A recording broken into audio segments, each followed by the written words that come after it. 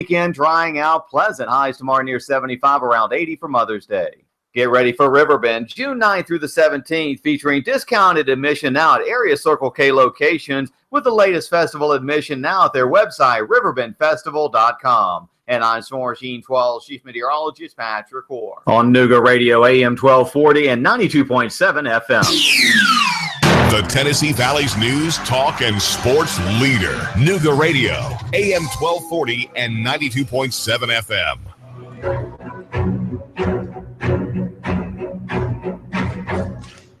If we get hit with a crisis, major crisis, things stop working, cars stop running, how are you going to survive? Well, you're not going to be able to do it alone. Mankind grew up as part of a group, as part of a tribe, as part of a community, supporting each other. And throughout history, the individual has usually had a very hard time surviving. I'm Sam Spade. You're here listening to the Sam Spade Hour. We're here every Friday from 1 to 2 to talk about how you in Chattanooga can get through the coming financial crisis. If you voted for Hillary Clinton, if you believe that we're merely having a minor upset caused by Trump, and as soon as we get rid of Trump and get somebody good into office, our problems will all be solved. If you believe that central banking printing money is really, in the end, the solution, and all we need to do is print more, if you're convinced the government is here to help you, please turn to another radio station, because there's nothing on this program that you will find even remotely useful, and you'll probably just raise your blood pressure listening to it.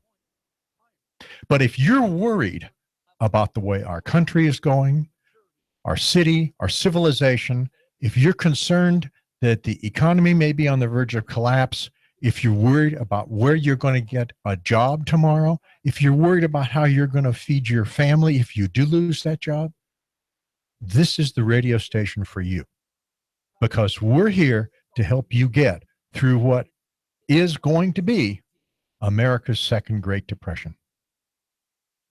Now, today, I want to talk about one of the major aspects of that, which is community. You know, community is actually community and communicate both come from the same kind of root word, and one is essential to the other and almost defines the other.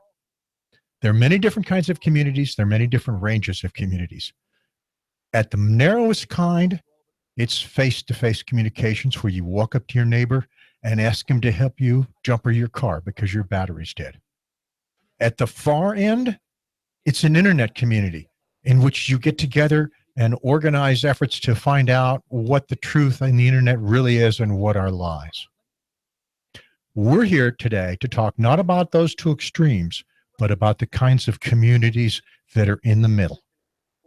To take an example, your church, or the Rotary Club, or the Chamber of Commerce, or the YMCA. There's a number of different organizations that produce communities which are bound together by telephones and cars in the local Chattanooga area. Now, I want to mention one in particular that I think is very good, and we have a guest here today who's going to talk about it. And that's a group of people in Chattanooga that are organized to help deal with emergency crises in Chattanooga. The organization's name is the Chattanooga Area Emergency Response Group, and the founder and current VP of this group is John Wright. And I want to start by talking a little with John about some of his background and some of the ways that his organization hopes to help the people of Chattanooga in a crisis. John, it's good to have you here. It's good to be here, Sam. Thank you for inviting me. I'd like to, I guess, turn the discussion over to you and have you tell us what is CAER and what is it that you hope to do? Chattanooga Area Emergency Readiness is it's a growing group of people who are bound by both geography and the idea that we are responsible for our own well-being. We are recognized by, we are working with Hamilton County Emergency Management Agency. We are working with other counties, similar offices. And the whole idea is to bring an awareness of the need to be ready for emergencies and to give people the tools to actually be emergency ready. This is, it's not doomsday prepping. It's not anything painful like what you would see on TV. It is a matter of taking a look at a fairly large list of very real hazards that are out there. And these would be anything from floods and tornadoes to, what Sam had mentioned about financial collapse. The whole idea with that and what ties all that together is if you've got a good plan or a good set of plans, then that plan can contract and expand as it needs to meet the circumstance. We are, as an organization, a network of neighborhood chapters. It's, of course, at this point, being a fairly new organization, the chapters have been fairly large and covered broader areas. And we've got a chapter that covers Hickson. We've got a chapter that covers the Highway 58 area. Of course, those are very large areas. The idea is, though, as people come in and their neighborhoods can become represented on their own, that these neighborhoods will become emergency ready. FEMA, TEMA, and good common sense all recommend that neighborhoods have emergency preparedness plans. And when you take a look at some of the plans that are in place at the county level for such incidents as Sequoia emitting a radioactive steam cloud, then you recognize the absolute need for neighborhoods to be ready on their own level. And I need to turn this so I can actually look at you, because it's there is a plan, and it's amazing how many people don't recognize this. There is a plan in place for if Sequoia were to emit that radiation. And it's you can go to our website. It's the easiest, most concise place to find this plan. It's chatready.org. Go to the left-hand margin, just kind of filter down, you'll see it. Could you say that again a little slower, and so they didn't get the first time? Chatready.org, chatready.org. It's over the last couple of weeks, some of us have been going out. We were at the Moon Pie Festival. We were at the Hope Conference. And it just astounds me how few people know that there's a plan in place for if something were to happen with Sequoia. It's kind of a mixture between disappointment and astounded. And a lot of it is because the message really isn't put out there to keep this and many other topics in the public awareness. But this was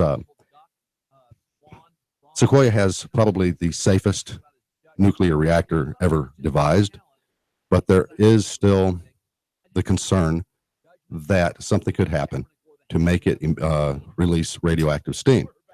It was such a concern that the federal government spent millions and millions and millions of dollars to put together a really good plan and hand it off to the county, and the county tries to make it so that the people know, but they're running into a wall. They're kind of like being in a sound booth. They're talking and it's just not going outside the walls. And so people don't know that these plans exist and or that this plan exists. So what would happen if Sequoia were to emit that cloud is that the sirens would go off, the radio stations would start giving the warning, and people not knowing what the plan is, everybody would freak out. And as opposed to evacuation being a calm and orderly thing, you would have gridlock. And we all know that. So the only fix for that is to get that plan into the hands of as many people as possible, try to raise the public awareness. Well, that's just one of the hazards and one of the plans that are out there. We have taken it upon ourselves as an organization to get the tools into the hands of people, and it starts with the base level. If a new chapter forms or people come to an existing chapter and they go, well, what's the first thing I should do? Is, well, you should make an inventory of everything you own. And then you should assess your insurance and make sure that it's adequate and it's covering what needs to be covered and it's not covering what doesn't need to be covered. And there's an amazing transformation that occurs in people's pocketbooks when they do that, typically, because, you know, part of that process is, okay, you're reading the front page, that's what it says they'll cover. Now go to the back page and read in the exclusions what it really won't cover. And sometimes what's listed on the front page as included is actually excluded, and it's that last page, what it says there right before you sign it, that matters. So, you know, it starts there, and in the instruction that's available, in the discussions that are available in chapter meetings, it goes from there to, you know, rapid trauma assessment and treatment, to how to grow. I mean, we've had people come and teach how to do organic gardening and the benefit of superfoods. So it covers a broad range of informational topics, and none of it costs a dime to chapter members. And that's just the whole idea of we being neighbors and what our responsibilities and duties to our fellow neighbors are. One of the reasons that I like your group, you know, because I'm sure my listeners are going to say, well, FEMA is here to do that. I mean, you're just duplicating your efforts. FEMA is here to do that. There are emergency organizations in Chattanooga that have thousands of ambulances and police, and they'll run around, deal with any problem that occurs. The National Guard will come in, they will take over. In a matter of hours, our problems will be solved. And one of the things I like about your organization is that it fits very well with a philosophy that we have at this radio station, which is the cavalry is not coming. The cavalry is not coming. You must be prepared at a base entry level to deal with the problems that occur. You must have the resources for yourself, including knowledge of your neighbors, the ability to link up with them at the just immediate block area, at the Chattanooga wide area, which is what your organization is very good at. And so I want to try and stress to our listeners that if they want to get involved in trying to help the community become prepared for emergencies, don't go to FEMA. All right. FEMA is not going to be here when things go bad. Go to an organization of people that live here, that have self-organized here, and follow their suggestions on how you become prepared and how you link into that self-organization emergent system. And that's what I like about your organization, is it is not a top-down driven organization, but a grassroots up organization. We are very much, well, we are an entirely bottom-up grassroots. The interface between us and these other organizations is that the leadership does need to complete a certain small number of NIMS courses, and it's ICS structure. That is the structure that Red Cross, Salvation Army, FEMA, TEMA, everybody utilizes this method of management. And so the leadership of our organization and those who of our neighbors decide to to go a little bit further and go to CERT training, there are just a certain small number of NIMS classes that they have to take. Now, as far as expecting FEMA to come in, when you're taking a look at our partners in emergency readiness, like FEMA, like Red Cross, they have to be reactive by nature. And what we're saying is that to survive on all levels, whether it be physically or financially, you have to be, as an individual, proactive in getting your ducks in a row so that when it happens, you're covered, and that by itself removes so much of what would otherwise be worries. You just don't have to worry about it because, well, I've got this, I've got that. It's all set. And when I talk about this and that, it's, you've got your 3 days. or preferably, 3 days in an evacuation kit, 3 months in the pantry. That's what we press for. You've got your paperwork in order. You take a look at what happened after the tornadoes struck in 2011. Same thing happened after the fires in Gatlinburg. People scrambling for papers to prove what they owned, because, the reactive side, when that kicks in, your insurance adjuster, you're going to have to prove what you owned, or they're not going to pay you. You're going to have to prove what you owned to FEMA, or the grants and the loans are not going to be approved. So have your paperwork in order.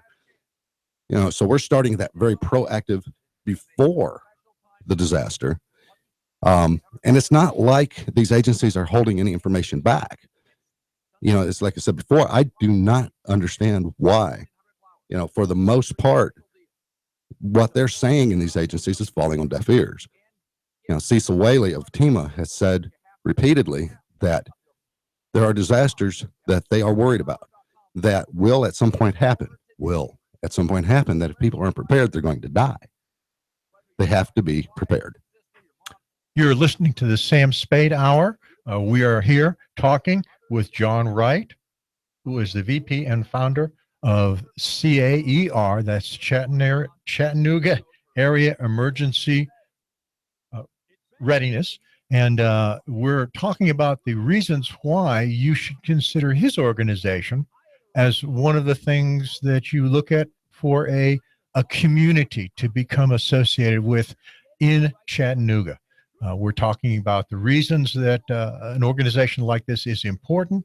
If any one of a large number of events might occur that will overwhelm the existing official authorities in trying to deal with problems.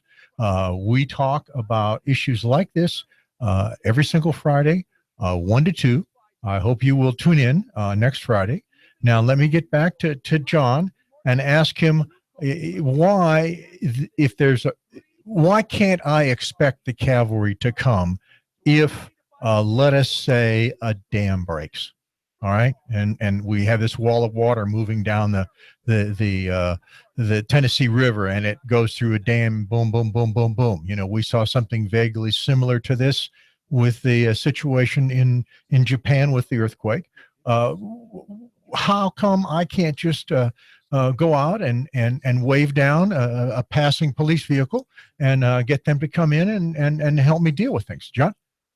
The three big reasons that come to mind is, first off, these first responders are people too. They're going to be just as much victims as anybody else. And it's going to be those who survive and remain that are going to do what they can to whatever degree they can, but they've also got families that they're going to be concerned about. Number two, when a disaster strikes, it affects infrastructure. It's flooding will wipe out roads. Tornadoes will throw telephone poles and trees and all else, power lines across the roads. Earthquake, which is one of the big concerns, and this one's giving emergency planners nightmares, is the New Madrid over in West Tennessee, capable, and they fully anticipate a 9 quake or greater. That would affect here as well. Here in the Tennessee Valley, we've got the East Tennessee Seismic Zone, which is it's a fault that runs from Washington, D.C. down into Alabama, capable of a 7.5. These are things that will take bridges completely out. Floods will also wipe out bridges. So you're taking a look at all of these disasters that will wipe out infrastructure or seriously impede infrastructure. If first responders can't get to you, then you're on your own. And if you need help, you better hope you've got some kind of good relationship with a neighbor, or a neighbor who's got some degree of skill in fixing your ills until first responders can get there. This is what we talked about briefly, by the way, in terms of level of community just a few minutes ago. That's an excellent level, but it's not just sufficient, because if the problem occurs Chattanooga-wide, you want to be plugged into a Chattanooga-wide organization that you can help and that can help you.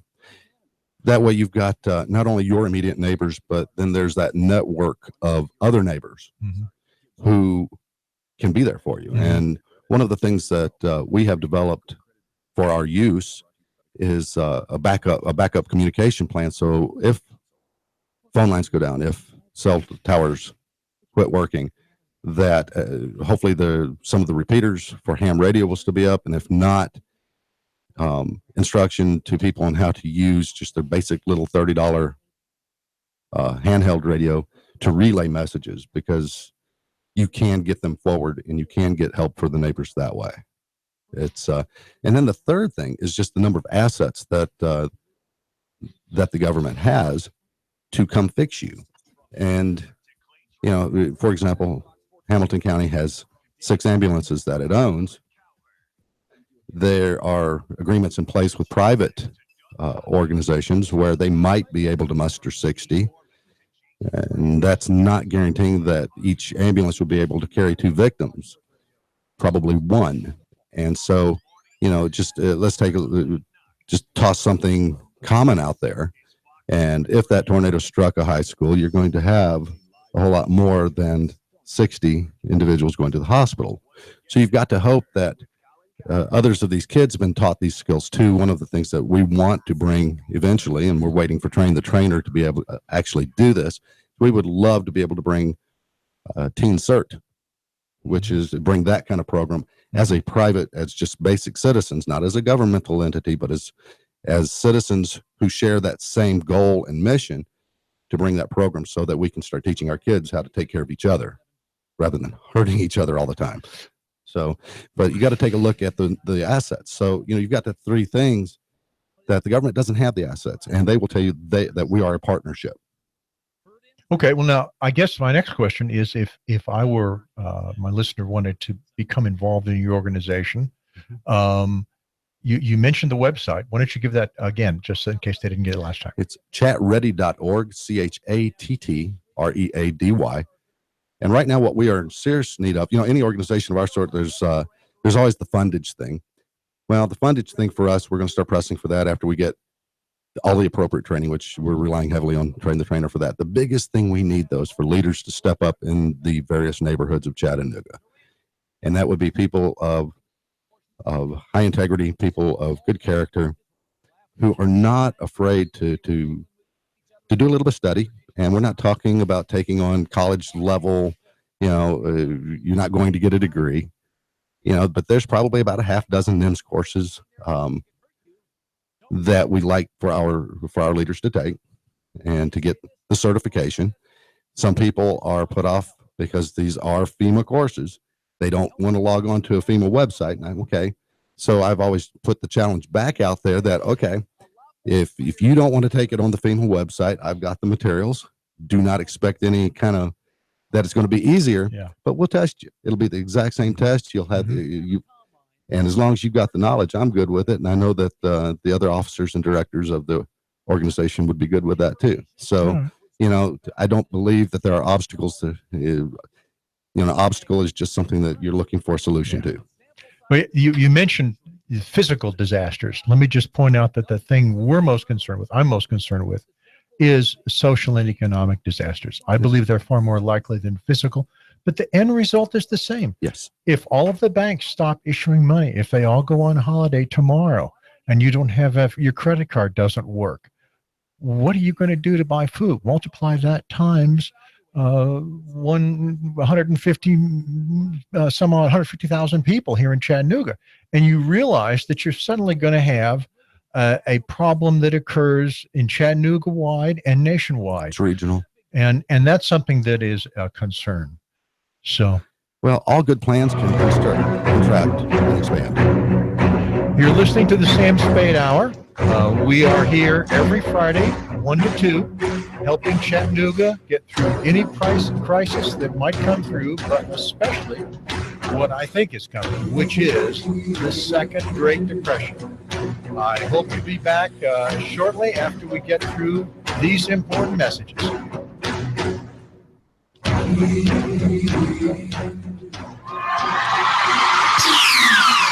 The Tennessee Valley's news, talk, and sports leader. Nooga Radio, AM 1240 and 92.7 FM.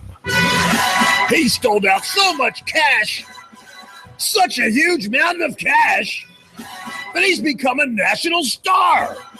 Rick Davis. You know the story. Cash, cash, cash, and more cash. People can't believe it. They want to see it. And now Rick Davis has a new TV show. National TV, USA and Canada. He's got the gold and silver, diamonds and rings. You get dizzy just thinking about it. Rick's selling. Rick's buying. Cash, cash, cash, and more cash. And now a mountain of cash catching the Hollywood spotlight. You know where it is. Brainerd Road. Rick Davis, Golden Diamonds. Cash, cash, cash, and national TV cash. That's really big. Everyone wants to see it. Money flying out the door. Rick Davis is America's jeweler. It's better than Hollywood. It's right here. Cash, cash, cash, and more cash. Rick Davis, Golden Diamonds. Brainerd Road. You love me. You really love me. Got vacation plans? For four-legged family members left behind, the Inn at Wolf Deaver has a deal for you. Book at least 3 nights in an Inn Classic or a preferred suite. Get a night free. That's right, 1 free night. These suites are truly doggy-sized hotel room. And next door, Wolf Deaver Pet Hospital will give all required vaccinations and testing 30% off. Time limited to plan your doggy stay. Conditions apply. 344-1913. WolfDeaver.com. Chattanooga's best kept secret, Boyd Speedway. Come see the fastest dirt late model drivers in the South compete for a purse every Saturday night. Pit gates open at 3, grandstand opens at 5. Racing starts at 7. Bring the whole family for a night of fun as they tear it up on the dirt track. Go to BoydSpeedway.net and check out the Dirt Simulator. BoydSpeedway.DirtSimulator.com. Chattanooga's best kept secret, Boyd Speedway. Fun-filled, outrageous racing. We'll see you Saturday night. The UCRA Crate Late Model Event. Limited late models, crate late models, sportsman, hobby, and street stocks. Boyd Speedway. Is your career taking you where you want to go? If not, talk to Covenant Group Insurance, especially if you like helping people. Call and learn how you can work for yourself, but not by yourself. Intense but free training, plus a fantastic lead program, plus office support equals your success, your prosperity. Gross at least $75,000 your first year selling insurance. Call Steve or Jada for a confidential interview. That's 855-8484. Maybe the most important call you'll make all year. Window Depot of Chattanooga. They're locally owned and operated and been around since 2008. Installing top quality vinyl replacement windows. You get the best price and service in the area. Top quality double pane, energy efficient windows. They look great and save you money. Oh, I love to save money. You'll also save money on your heating and cooling costs. Call 894-0011. 894-0011. WindowDepotChattanooga.com. WindowDepotChattanooga.com. Sales and installation professionals. You'll get a fantastic job while helping to enhance the value, appearance, comfort, and efficiency of your most valuable asset, your home. Other window providers? No way. Window Depot Chattanooga's windows qualify for the TVA rebate. Sliding doors, gutters, soffits, fascia, garage doors, and other home improvements. If you want to save a ton, call 894-0011. WindowDepotChattanooga.com. WindowDepotChattanooga.com. Window Depot of Chattanooga. Sales and installation professionals. The Tennessee Valley's news, talk, and sports leader. Nooga Radio, AM 1240 and 92.7 FM. 3, 2, 1. Chattanooga Radio, AM 1240 and 92.7 FM's news now. Parents of students in McMinn County have been notified that inappropriate touching may have been going on during a field trip to Space Camp in Huntsville, Alabama. Faculty says the principal has been sent down to investigate, and the police have been notified in Huntsville. The families have opted to keep the alleged victims at Space Camp, and the alleged perpetrator has been expelled pending an investigation. All of the individuals involved are students. Gravel being kicked up by construction near the Signal Mountain Boulevard exit on US 27 has been causing some pretty serious problems for windshields of drivers. Reports of chipped windshields and cracked paint have been spreading across the area. An inmate in the Hamilton County Jail has died after what they're calling a medical emergency. He was discovered and rushed to the hospital. Jeffrey Simmons, who's 44, pronounced dead at the hospital. He was in jail on a charge of domestic assault. The sheriff's office investigating his death. Russell Stroud, Nooga Radio News, now. In-depth traffic, news, and information. Mornings on Nooga Radio, AM 1240 and 92.7 FM. Expect a few scattered showers and storms to roll in from the west through your afternoon. Warm and humid, highs upper 70s. Late this evening and early tonight, another round of showers and storms. Some could be locally strong, lows near 60. For the weekend, drying out, pleasant. Highs tomorrow near 75, around 80 for Mother's Day. Get ready for Riverbend, June 9th through the 17th, featuring discounted admission now at area Circle K locations with the latest festival admission now at their website, riverbendfestival.com. And I'm Storm Machine 12 Chief Meteorologist Patrick Orr on Nooga Radio AM 1240 and 92.7 FM. The Tennessee Valley's news, talk, and sports leader. Nooga Radio, AM 1240 and 92.7 FM.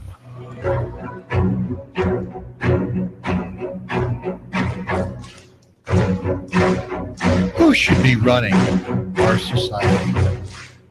Maybe a better question, who should be leading us? Should we be led by the president? By Congress? Senators? We should pay attention to what they say? Who? Bankers? The wealthy? The people that have broadcast capability? The people that are talking to you every day on CNN? Are those the people that should be directing our opinions and leading us as a society into the future? If you believe anybody on this list is the person or group of people that should be guiding our country into the future, then you're probably listening to the wrong station. You probably need to go someplace else, because you probably voted for Hillary, and you probably believe that a centralized authority is the best way to make decisions. It's the best way to control the path that our country goes on. It's the best way for societies to exist and functions. That is the antithesis of what this radio show is about. If you listen to this radio show, you're only going to get a stroke. Please turn to another station. But if you look at our society and realize that centralized, hierarchical control and direction of our lives is collapsing all around us, if you realize that when we elect people to high office, the high office corrupts those people, no matter how good a person we put in to the presidency or Congress or senators, the end result is always going to be the same. If you look at the system and say it's not working, there's got to be a different way, a better way than the left-right paradigm that I have been fed all my life. And what is it? If that's what you see and that's what you wonder, and that's the question you want to have answered, station that you should be turning to, because we are going to be answering those questions. Let me make the first assumption, the first preface about what's going on in the future in this country, and that is we're on the way to a major train wreck. Economically, socially, political, things are all going to come to a screeching, crashing halt. And one of the questions that we have to be able to ask ourselves, you have to be able to ask yourself and answer, is what is going to happen after this train wreck when we come out the other side? I'm not arguing for you that we're going to be in a Mad Max scenario where we're all going to be running around killing each other to eat each other's livers to survive. That's not my statement at all, and I don't believe that is what's going to happen. I believe that you're going to wind up with the powers that run centralized governments coming in and saying, see, you should have done exactly what we wanted you to do all along. If we weren't centralized enough, we weren't authoritarian enough, we weren't dictatorial enough, you must fall in the line. You must not deviate from the public opinion that we want you to have, because that only causes dissent, and that's what caused the last crash. And the alternative, which this radio station espouses, is that our society was better off with an emergent organization that ran our society. And let me just give you an example. Before 1900, how were things decided in this country? Well, people in the individual communities got together and decided how the individual communities would be. If they had an issue that was beyond the individual community, they turned to their neighbors in other communities, and on a grassroots basis, not a dictatorial command from above, got together, coordinated with other communities, and began to solve this problem. That went up gradually to the state level and then to the federal level. The federal level was the smallest of the bodies dealing with problems. The state level was more likely to be able to deal with it. But in fact, the county level was the primary form of government we have. And if you don't think that's true, let me just point out to you that even today, for offenses that are state level offenses like murder, who enforces our laws concerning murder in this state? Well, it's the district attorney, who is elected by our local people and is paid for by local government. We are a local-oriented, even now, in the extreme, we are a local-oriented society. That's the way we used to be entirely until the tremendous growth of the federal government began to take it over.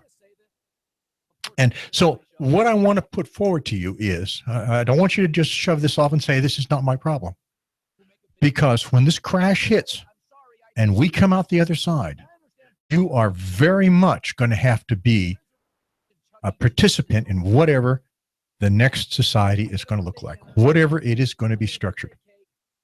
And you can say, I am an integral part of a broad-based emergent solution in which the common man is the primarily source of political power, or I can do nothing and have centralized authorities come down and structure things so that we wind up being another totalitarian state.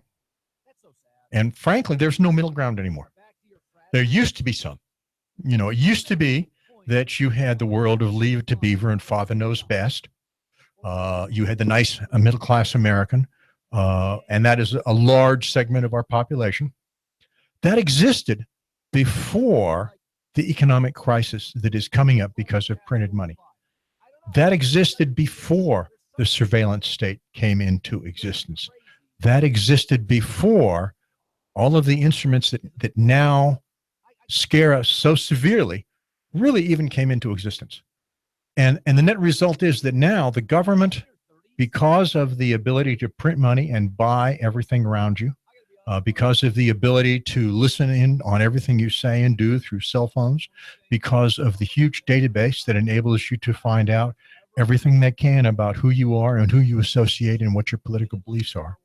Because of all those structures, they suddenly have the tools for a tyranny more totalitarian than has ever existed before on the world.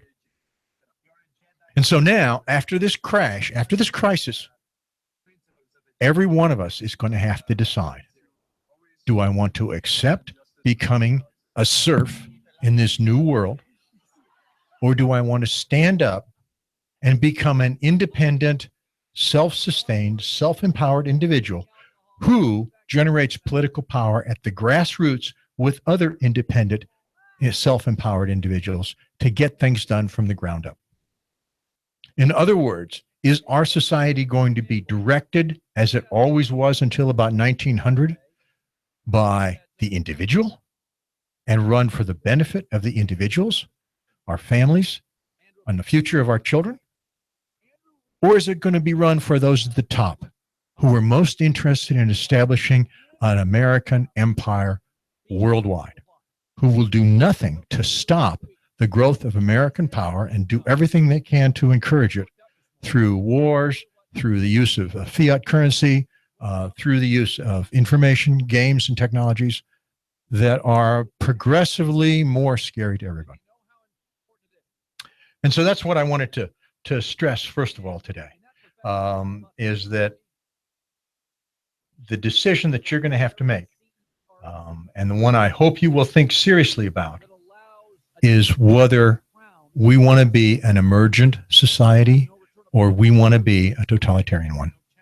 You know, I use this word emergent. I've used it several times. I'd like to go ahead and talk a little bit about the definition so that you can maybe get an idea of the scope of what I'm talking about.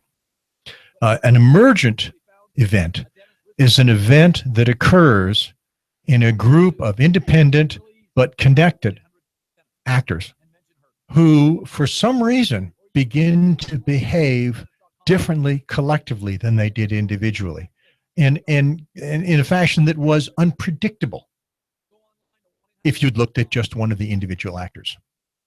An example might be a flock of birds. We have always, all of us, seen pictures of flocks of birds that are swirling, moving, swinging masses. They fly together in formation. They behave in strange and unusual fashions, and nobody can understand why. That was an emergent phenomenon. You would never have thought flocks of birds would have swirled through the air just by looking at a single bird. You can see the same phenomenon in fish. You have a single fish behaves one way. When he's suddenly part of a school, he becomes a swirling group of fish. Ants are another example. But to take a more human example that we deal with every day, the economy. The economy is an emergent system. Nobody would ever have thought of the complexity that has appeared in our society, in our economy, which until about 1900 was absolutely independent of any serious government control or influence. Our economy decided where we want to go, which groups of industries would be successful, which ones would fail. Our economy decided which individuals would become wealthy and which would not, based on their ability to produce and sell to other individuals in the society. It was a completely emergent. It appeared from the ground up, and nobody understood why or where it came from. Another example is one which I am using right now to talk to you, and that's language. No government said we are going to speak a language, and this is the way the language is going to be structured, and everybody is going to be sent to school to learn this particular language. 1984 is a book that hypothesizes that a government is trying to do that. And I have no doubt that governments are, in subtle ways, even now through our media, trying to do that. Newspeak is very, very much evident. And that's one of the subjects we talk about in other aspects of this show, is how Newspeak is an effort of the government to control the way we deal with the world and the way we act to the world by changing definitions and playing games. But until the government got to be very, very powerful, about 1900, government had no control over our language. It was developed spontaneously by any individual listeners and individuals talking to each other and developing that language. So that's another example of emergence. In fact, there's an excellent argument to be made for the fact that hierarchical organizations inherently cannot deal with the kinds of complex, ever-changing, morphing kind of problems that emergent societies are very capable of dealing with. And if you don't believe that, take a look at the example that I just mentioned, which is the economy. There are many places in the world where the economy is dictated from above. The Soviet Union is the most recent one that we have seen. They attempted to engage in central planning. They attempted to have a hierarchical structure for their entire economy, and it was a disaster. It was completely outrun by what was still primarily an emergent economy in the West. That's because ill-defined objectives, ill-defined requirements, something as diffuse as an economy is just not something that a hierarchical organization can structure with, can deal with, run. So that's one of the first things I'd like to tell you today is to argue that you should be aware of the games that the government is going to play if there is a crash when we come out the other side, to try and get you to go with a totalitarian state, to accept a centralized control of every aspect of your life. Now, one of the main ways they do this is money. So I'd like to talk a little bit now about the subject of money and tyranny, and money and the totalitarian state. It's no coincidence that the concept of a totalitarian state did not exist before debt money, before the state's ability to create money by promising to pay you something and running a printing press. Think about that. We've had tyrannies many, many times in the past, but the limits of the tyranny in Rome were its ability to send a soldier out and whack you with a sword. And as soon as that soldier turned and left, you went about your normal business because the government didn't control the money. They didn't pay people to watch you all the time. They can do that here. So I want to bring up the fact that there are really two different kinds of money, and we've allowed ourselves to be sucked in to the wrong kind. Now, the root of that question might better be asked, who is responsible for creating money? Right now in our society, if you decide you're going to create, and I don't mean by create, I don't mean earn money. I don't mean engage in commerce to get it. I mean create from the raw materials whatever we use as money. In other words, in our present society, if you take ink and paper and you create a $100 bill, the government's not going to be happy with you. They're going to throw you in jail. Right now in our society, $100 bills are created only by the centralized federal government.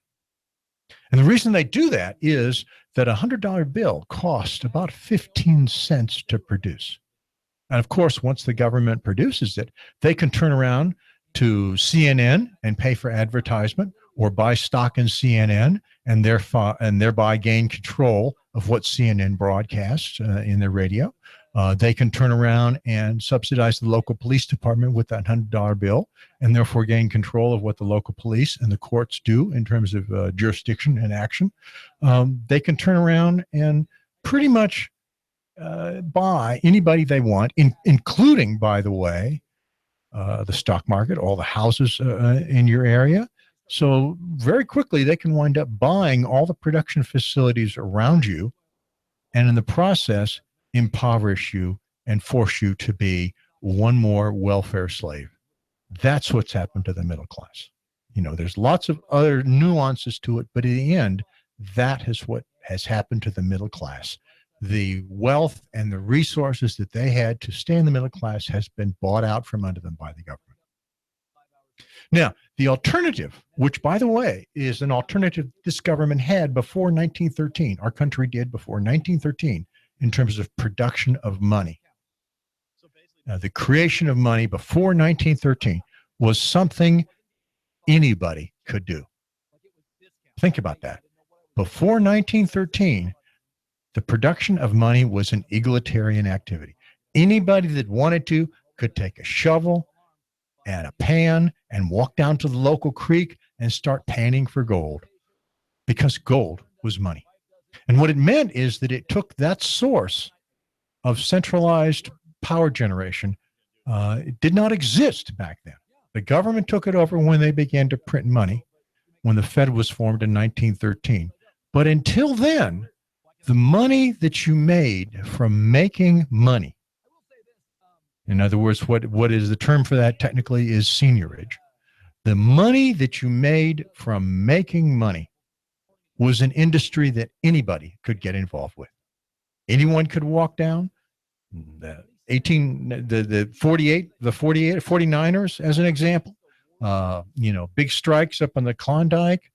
There's a big one in Dahlonega, just down in Georgia.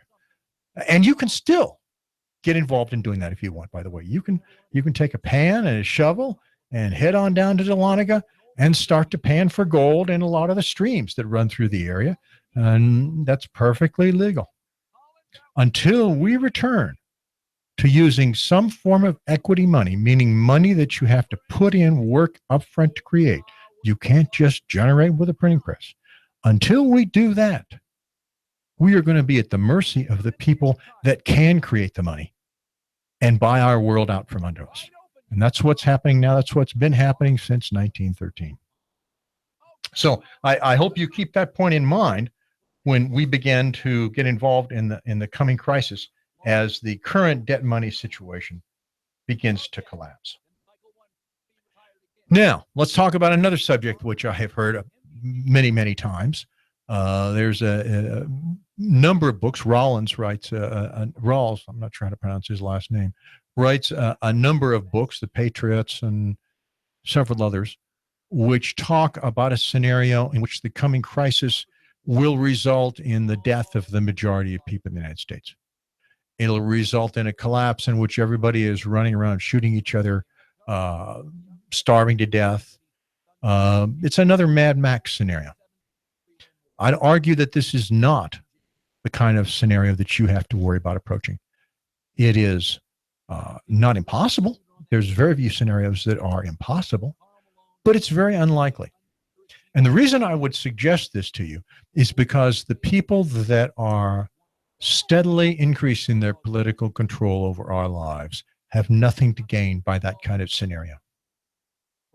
What they would much rather have is they would much rather have an economic collapse, chaos stock the nation, and then be able to come in locality by locality by locality and say, see, look what happened when you didn't allow us to run everything.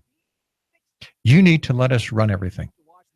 And to prove to you that letting us run everything works, when we take over a territory and start to run everything, we're going to make sure that the electric power comes back on, that the internet is reconnected if it was ever disconnected.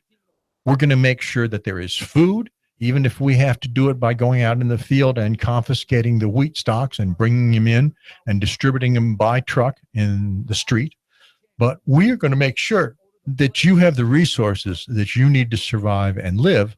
And in exchange, of course, we're going to assist that you begin to conform to our society, that you become a brick in the wall, that you stop opposing any of the policies that we may have. In other words, we're going to require that you become a member of 1984. I think that is much more likely a scenario to occur, and it's one that we need to be aware of and concerned of. That's the reason why we recommend to you, I'm trying to get everybody, start to become self-prepared, start to become self-empowered, start to know your neighbors, start to learn who they are, develop communities at many different levels. And then when the crisis hits, you'll be able to help each other. You won't need the help of the federal government. And when they come in and they offer you chains of gold, chains that will lock you down and tie you up and force you to march in step with their new world order, whatever it is, you can say, no, thank you. We have a society here that is doing just fine, and we understand what's going on, and we want to go back to an emergent civilization in which we as individuals and collectively as individuals control the way our world is going. I hope you will think about that. My name is Sam Spade. I am here talking about how Chattanooga can get through the coming crisis. Every Friday from 1 to 2, we talk about self-empowerment, which is the solution, and how you can go about empowering yourself. Everything from finances through alternate businesses, through bringing in income, feeding your family, keeping a roof over your head, getting out of debt, developing communications with other people in the neighborhood that you need in a crisis to be able to link up to and work with to build a new society, much like we had in this country before 1913. I hope you will take time to come and listen to me in next Friday. Thank you.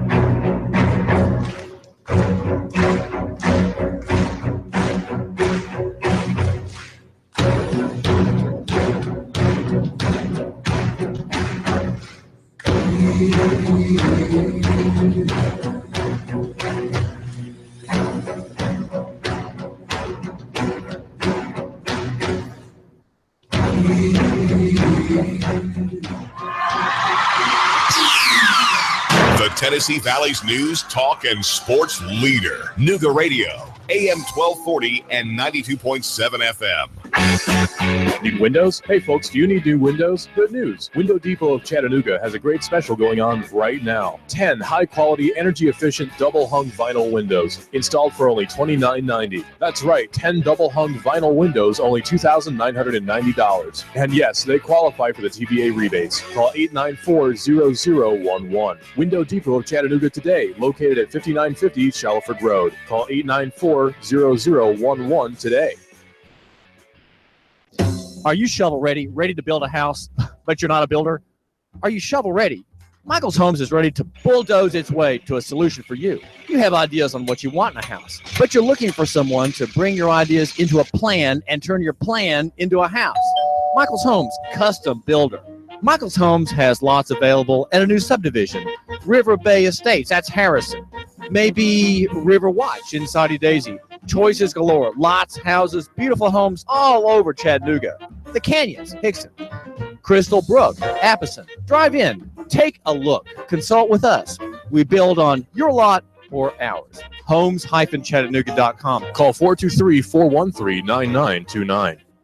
McCune, Williams & Ashley PLLC offers a full array of legal services to meet the needs of businesses and individuals. Our attorneys represent diverse backgrounds, interests, and legal emphasis, but we share one common goal, providing the highest quality legal services to our clients through the combination of our talents, experience, and expertise. In each case, we strive to tailor those services to meet each client's specific circumstances. Business law, business organization, civil litigation, commercial litigation, conservatorship and guardian law, bankruptcy law, just to name a few. With over 188 years of combined experience, McCune Williams Ashley PLLC is here to help you and your business succeed. MWALawFirm.com. That's MWALawFirm.com. Call 423-756-6400. That's 423-756-6400. How about we change that to built in the USA? For over 21 years, Affordable Computers has been building computers right here in the good old USA, in Chattanooga, using the highest quality parts and components in every new computer they build. Tell us the exact system you need, we'll build it to your specifications. Or you can choose from a wide selection of our PCs and laptops, starting at under $200. All Affordable Computers are upgradable, guaranteed. Affordable Computers services their computers in store, typically within 1 to 3 days. And when you call, they answer the phone. You get support within minutes that you can understand. Affordable Computers of Chattanooga, and service and support extends for the life of the computer, not just for the warranty of the PC. So there's no reason to shop anywhere else. Call Affordable Computers now on Highway 58 Chattanooga, 423-499-1975. That's 423-499-1975. Or visit our Fort O store, 706-858-5888.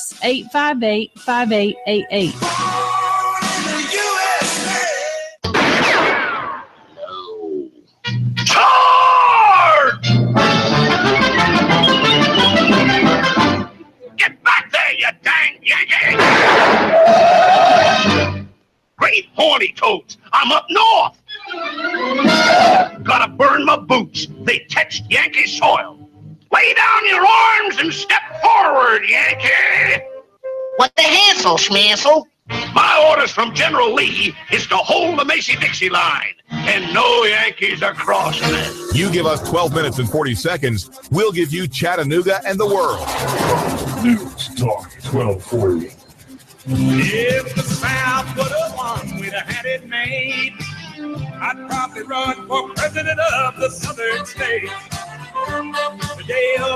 WBLZ HD4 Ottawa, W224AZ Chattanooga, WSGT Saudi Daisy Chattanooga. Last hour on the herd. Okay. Can I just say this? Maybe I'm wrong on this. Who does the combine help? Does it help the player, basketball or football combine? Who does it help? Doesn't help the player. A lot more players go down than up at the combine. There's more to come right now in the herd. Ladies and gentlemen.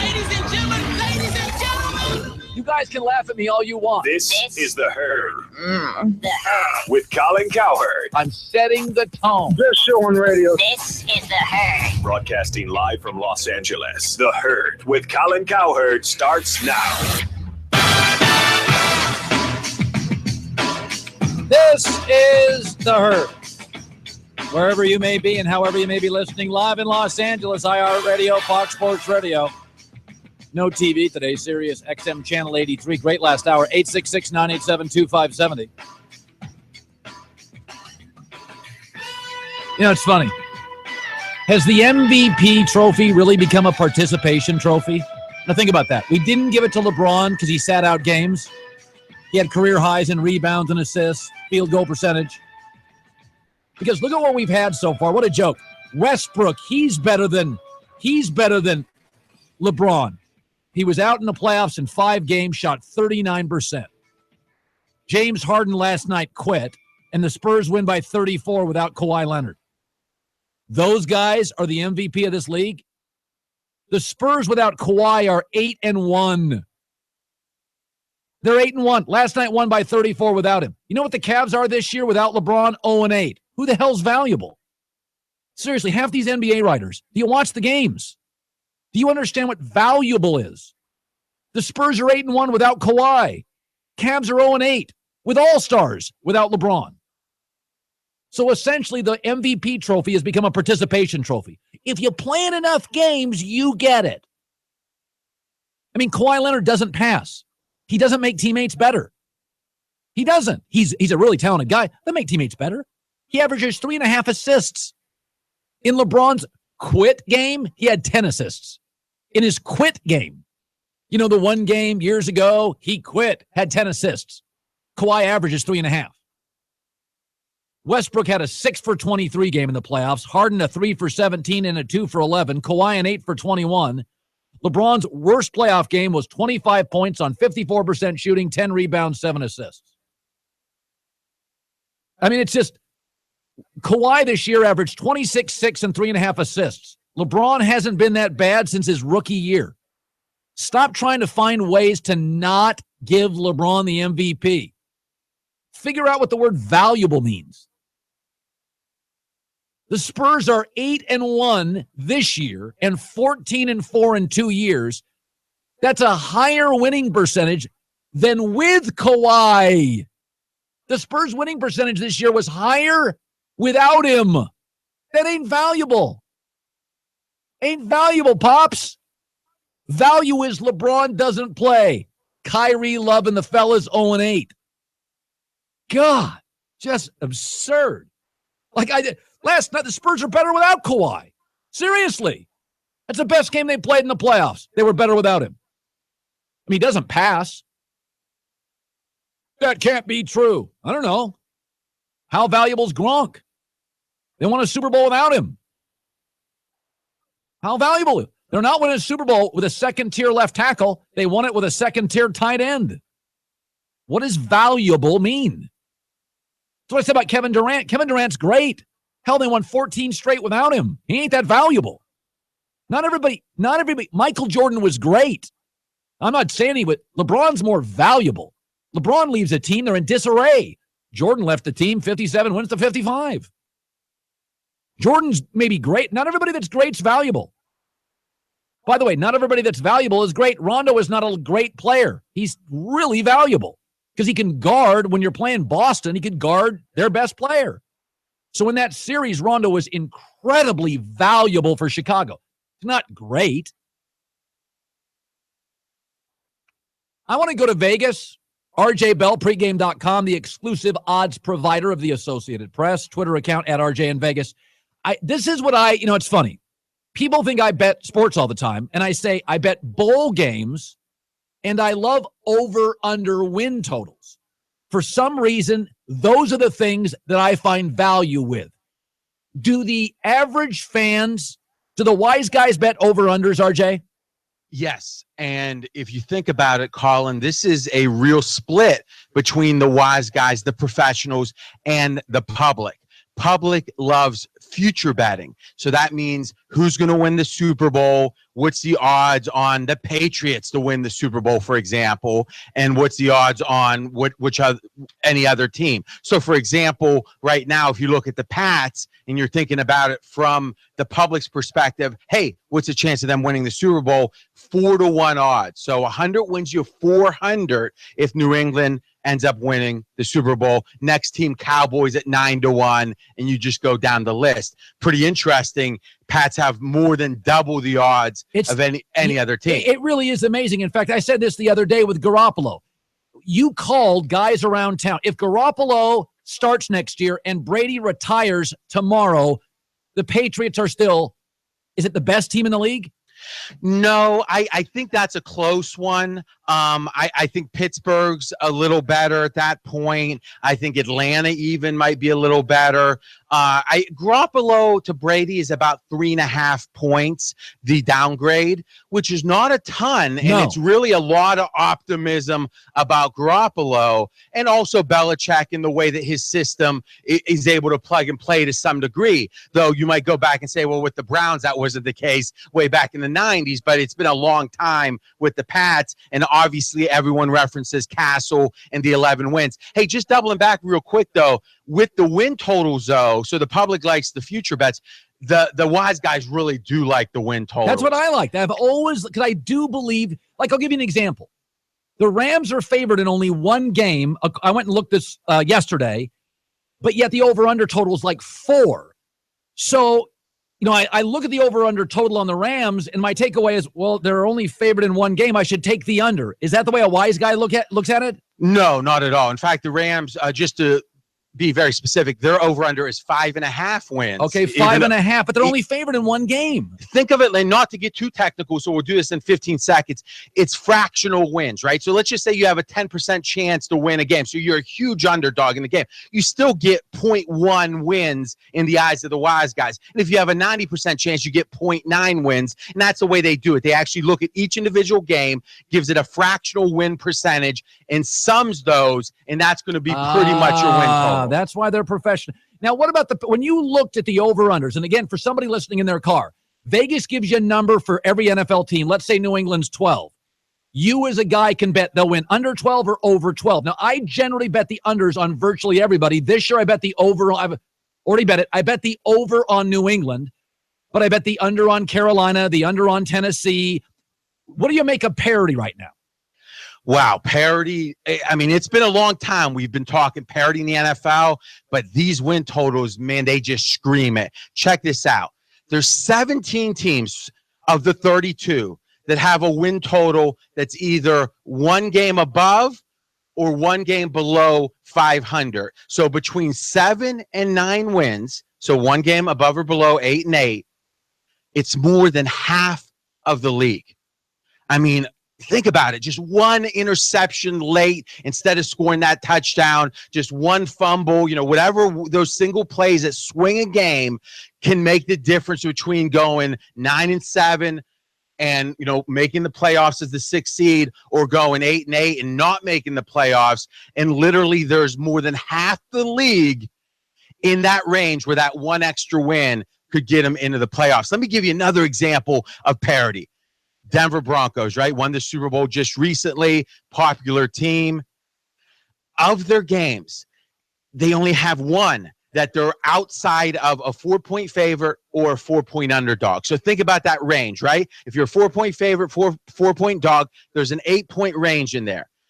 15 of their 16 games are in that range. They only have one game that they're either a big favorite or a big dog, the Denver Broncos. So that's an extreme example. But man, oh man, not only are these teams the type that are, most of them is going to be around 500, but the games are right around pick 'em or at least within a field goal or so. I want to read this from RJ Bell, how schedule can affect teams. I want to read this.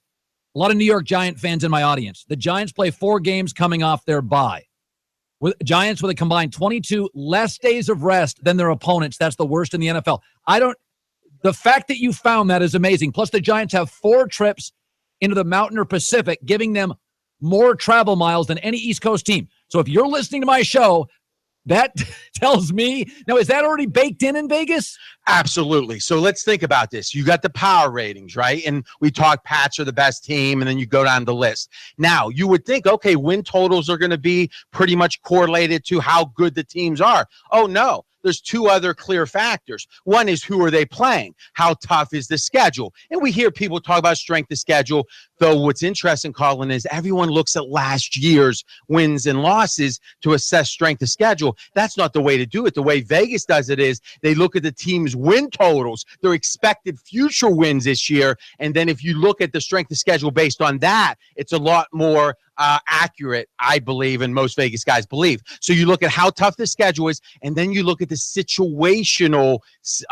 either pros or cons throughout the year. So you just mentioned a really strong one. The Giants play a bunch of teams off a bye, and we all know that's a big advantage. So that means the Giants are suffering for that. Giants have more travel than you would expect, and those situational factors are also accounted for. Add up the three: power ratings, strength of schedule, situational factors. That's how you end up getting the over-under win totals. RJ Bell, pregame.com. 2 NBA things before we go, and this is really what I cared about today. Here's what's fascinating.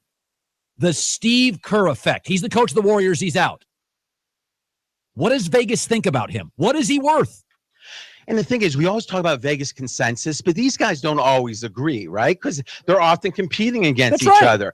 We do a podcast. It's a roundtable with wise guys. And I asked the question, Steve Kerr, how much is he worth? The debate was, is he no factor at all or worth a quarter of a point? So, yes, there's a range of thought here, but no one thinks he's worth a half a point. Now, one caveat. Remember, Kerr isn't completely disconnected from the team. He's on the phone. Right. I'm sure they're doing video conferencing. So the effect of him not being on the sidelines is a lot less than if he quit the team and just left. And then it would be more of a factor. But as it is right now, either zero factor or the smallest of factors, Kerr's absence. You know, here's my theory on this. The culture defensively was created by Mark Jackson. Okay, that was instituted before Kerr. And then this is a highly cerebral team that, when he's gone, can maintain most of the current inertia without him for at least 6 to 8 weeks through the playoffs. Now, I think over time, like I've always said, I could run Microsoft for 6 days, maybe 6 weeks. In 6 months or 6 years, I'd ruin it. There is a certain momentum that Barry Switzer can win a Super Bowl with Jimmy Johnson's momentum and players. I think this team's IQ is so high, Curry, Clay, Draymond, KD, veteran guys, that they're able to take what Steve and Mark Jackson taught them, and for a short period, like your wise guys, I think it has virtually no effect. I think you're right. And also consider with Coach Brown, here's a guy gets a lot of heat on talk radio, and perhaps rightfully so in some regards, but won a Coach of the Year, coached in the finals. From the Vegas perspective, he's one of the better assistant coaches, the kind of guy that could step in this situation. You know, he's not considered to be a horrible coach. And you make another good point. Each team has a process, but I would say Golden State's process is better defined than most, and thus keeping that process going without the head guy is probably easier with the smart players, as you mentioned, but also the more defined process. Okay, Boston, Washington. I'd probably take Washington tonight, and I'll take Boston in Game 7. I see right now Washington's a 5-point favorite tonight. The series, though, what do the wise guys think about the Celtic-Wizards series? Right now, Boston is minus 330, which means 75% chance or so to win the series. Right. Washington at 25. One quick number, Colin, this is just so fascinating right now, is Golden State and the Cavs, and we talk about, LeBron versus Golden State and how likely it is that they're going to meet, and it certainly is. It's about 92% they're going to meet in the finals. Okay. But 77% chance they're going to meet in the finals, but 92% chance that one of them will win the title, which is pretty amazing. But here's the one I just want to take 20 seconds with.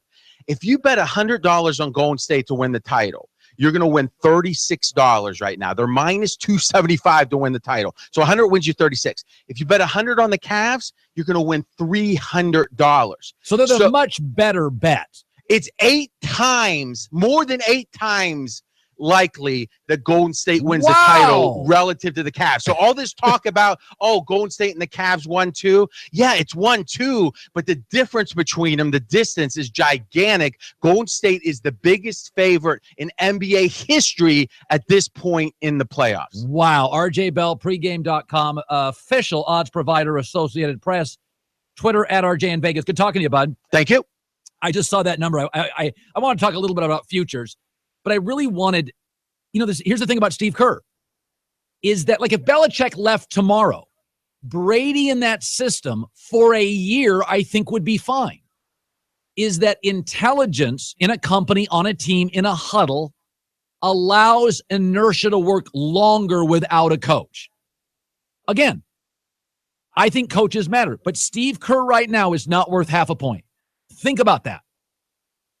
And he's one of the highest paid guys in the league at coach. Not worth half a point. And I think the credit goes to the IQ of KD, Steph, Clay, Draymond. It's a veteran team that can, to some degree, coach itself for an 8-week period. That's not a knock on Kerr. It is a compliment to just the sophistication of these players. It is a really, really smart roster. And I've said this for years. The myth about the NBA is its talent. No, it's not. That Miami Heat team was the smartest team, in my opinion, in league history. Wade, LeBron, Battier, Bosch, Haslam, like Ray Allen. You're talking about 7 or 8 of the smartest guys in the league, like veterans. No, Spoelstra's a great young coach. You look at the Spurs, Manu, Duncan, Parker. These are like veterans, smart players. People always look at the bad boys. Man, those guys, you hear words like thugs. Really? You ever look at that Pistons lineup? How many became GMs, broadcasters, player personnel guys, coaches? It's one of the smartest teams of its era. Look at those Lakers teams. James Worthy's a broadcaster. Magic's successful. Kareem, again, very erudite guy. Byron Scott's been a head coach. You start looking at these great teams, we all look at talent. It's judgment. How are you in crisis? This Warriors team is full of really smart dudes. This emergency news update brought to you by 1-800-Flowers.com. Today's your last chance to order Mother's Day bouquet. 40% off best-selling bouquets and gifts right now. Ends today. 1-800-Flowers.com. Click the radio icon. Enter the code HERD. 866-987-2570. It's the Herd. Nooga Radio, AM 1240, 92.7 FM. 3, 2, 1. Chattanooga Radio, AM 1240 and 92.7 FM's news now.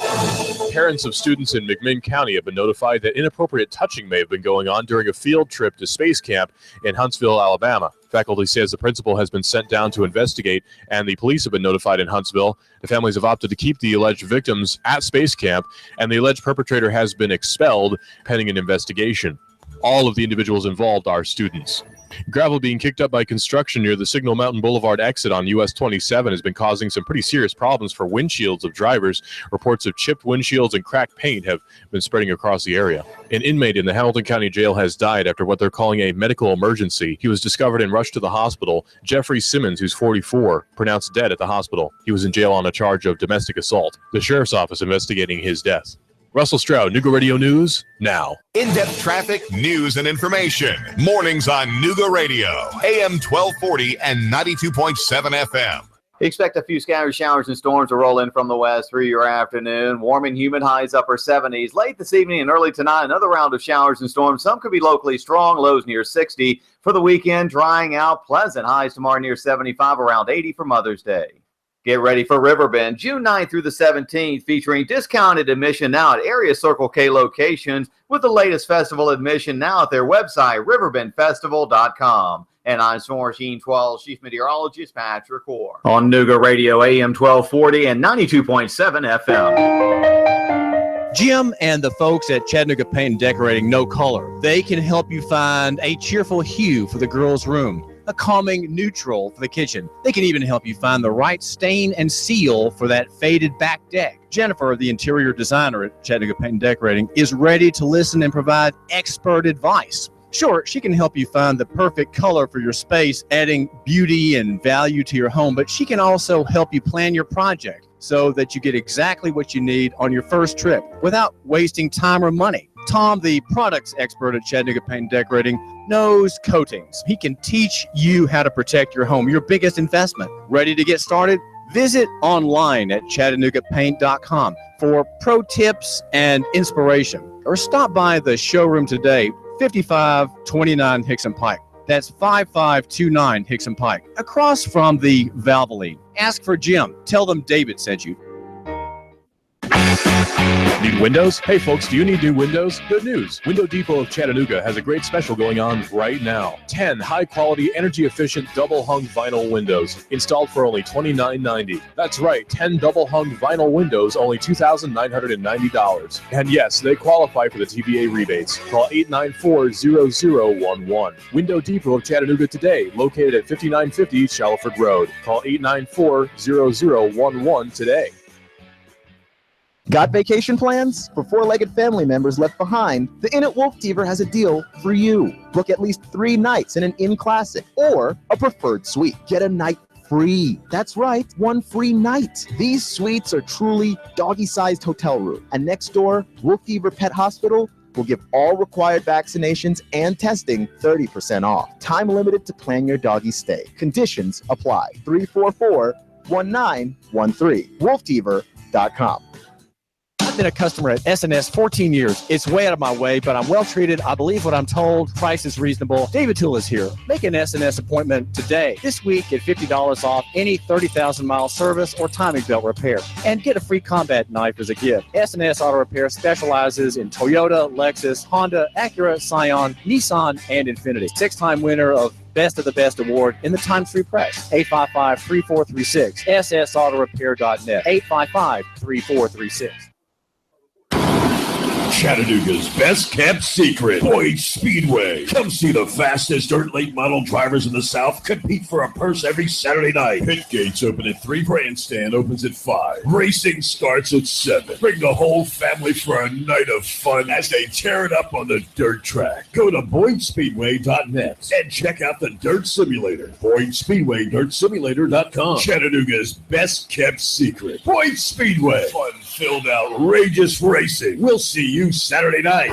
The UCRA Crate Late Model Event. Limited late models, crate late models, sportsman, hobby, and street stocks. Boyd Speedway. Are you shovel ready? Ready to build a house, but you're not a builder?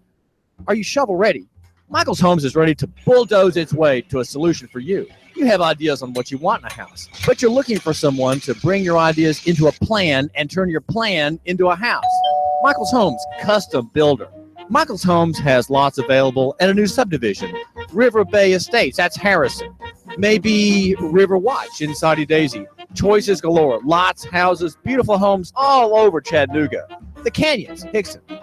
Crystal Brook, Appleton. Drive in, take a look, consult with us. We build on your lot or ours. Homes-Chattanooga.com. Call 423-413-9929. The Tennessee Valley's news, talk, and sports leader. Nooga Radio, AM 1240 and 92.7 FM. Hey, game last night, you're kind of embarrassed that you argued all year. Harden, Kawhi, the MVPs. That's such a con game. When things come out of left field, having a game plan matters. Farmers Insurance, 89 years of experience helping play through every stage of the game. Go to farmers.com. Yeah, that's a con, man. Well, it's a regular season award.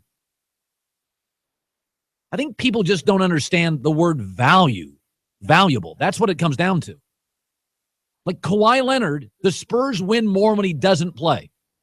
Their winning percentage is 8-1. Okay, that's not their percentage. 9 games he didn't play this year, 8-1. That winning percentage is higher than their average winning percentage. He's not valuable. He's really good. Gronk's not that valuable. He's really good. Kevin Durant's great. I don't think he's that valuable. They got the one finals in OKC. They won 14 straight in Golden State without him. Now, would Kevin Durant be more valuable on Washington? Yes, but on Golden State, with you already have the 2 best shooters in the league, arguably, in a system that was built before him, what does he add to it? Actually, he takes a few shots away from Steph. and Clay. So Kevin Durant can be more valuable depending on the team he's on. For instance, now that Westbrook's played without him, if he went back to OKC, you'd be like, oh, okay, he's valuable. But like in Golden State, he ain't that valuable. It's not that Gronk's not great, but they had Martellus Bennett. So what's the difference between Gronk and Martellus Bennett? It's not a point. It's not a point. Now, Gronk's better, but Martellus Bennett's talented 6'7". In the red zone, he's a mismatch too. So your level of valuable depends also not just on you, but on the company. I'm more valuable for FS1 than ESPN because the network's just starting. I am more valuable for them. One of the reasons I left. I felt I would be more valuable in this company. Kevin Durant was more valuable in OKC than he is in Golden State. They won 14 straight without him in the West. And it wasn't dogs. They were beating good teams, playoff teams. So your value, you're listening to me driving around. You've had more than one job. There are some, you're the same guy. You were simply more needed, more necessary. Newsman John Goulet with the news. No. Turn on the news. This is the Herd Line News. All right, I have to get back to our top story. Such a Patriots lover. Tom Brady on the cover of this year's Madden. Yeah. It's being labeled the GOAT edition. So apparently Madden is done debating who's the greatest of all time. I don't love it. Yeah, this was his Facebook post regarding the Madden curse. I wanted to let you know that I'm going to be on the cover of Madden NFL 18. Now, I've heard there are some of you out there who might be worried about something called the Madden curse. There's no such things as curses. It's a total myth, okay? I feel like you're not really getting it. See? All good.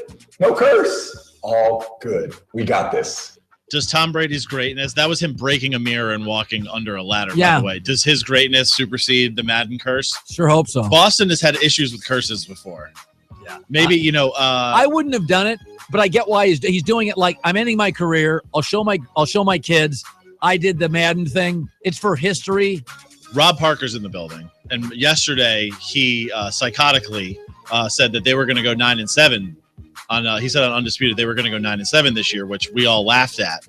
Now you look at it and you go, oh, wait a second. Maybe if Brady gets hurt and they have to, they're cursed, it might happen. I don't believe in curses, but I don't believe in UFOs, and I saw one once. Okay, well, I have a weird story. I'll get to that in a second. That might be something weird along those lines. So I know you're not a big Mitchell Trubisky fan. No. But this will make you like him a little bit. Okay. What kind of car do you think he has? Now, he didn't have a new contract, so it's probably not a fancy one yet. He has a 1997 Toyota Camry with 170,000 miles on it. It was his grandmother's, and it looks like his grandmother's. It's that weird beige that old people like and no one else does. And he apparently drove it all the way from North Carolina to Chicago. Well, that's an endearing story. That makes me like him a little bit more. North Carolina may have taken your test for you, but they didn't give you free cars. That's good. All right. Do you know what is happening on Sunday night in the Bronx? No. Oh, yeah. Jeter's retired. Jeter's number is being retired. Yes. He is the last single digit they have left to retire. Oh. Which is kind of a good problem to have if you're the Yankees. I've always kind of thought he's like unique and we'll kind of never get another one like him, especially in the social media age. I'm going to watch that. You're a Jeter guy. What's your favorite Jeter moment? Against the A's, the flip. The greatest play ever? Yeah, that's my greatest Jeter. I also think his last... People in Oakland are still pissed about that, by the way. What was the when he ran into the stands and got a bloody nose? Against the Red Sox, yeah. And there was also his last game. Did he hit a double or a home run? So you're combining two. His 3,000th hit was a home run. And his last game with the at Yankee Stadium was a walk-off single. Can you get me, honestly, right now, in honor of Derek Jeter, can you get me 4 or 5 great moments as I interview Chris Mannix? Yes, Sam will go get you 4 or 5 great moments. In between fixing your perfectly coiffed hair and shirt, I want to play that before the end of the show in honor of Derek I'm a Jeter. Yankees fan. You know I'm cool with that. Okay. And finally, my weird story. A Jabba the Hutt-like blob has washed up on an Indonesian beach, and no one can figure out what it is. this 50-foot-long animal is completely kind of, I don't know, melted. I don't know what you call it, but they don't know what it is. Some people think it's a whale. Some people think it's an octopus. Some people think it's an alien. 50 foot. This thing, the pictures of it are massive, and it's an unidentified animal. Instead of an unidentified flying object, it's an unidentified it fits your dead alien fish. UDF. You've never seen one, but you believe in aliens. Is this an alien sign? Tui's showing you the picture right now. Holy God! Let me see that. They're actually They're actually testing it because they don't know what animal it is, but it's 50 feet. Jeez. It's a blob. It's a blob. God. I may no longer be a respected Can I take man. the last segment off? I just want to go look at videos of that thing. That and Jeter highlights, sure. John Goulet, newsman with the news. Well, that's the news. And thanks for stopping by. The Herd Lie News. Writes for The Vertical and Yahoo Sports. His Twitter is at Chris_MannixYS. Chris Mannix joining us. Let's start with this. What in the hell was that from James Harden? Did he quit? I'm not going to go with through the game. Did he have a concussion from bonking his head? Chris, what was that? You know, I wish I had a more definitive answer for you. I've spent the last, 16, 17 hours talking to dozens of people in the NBA. Oh, you have?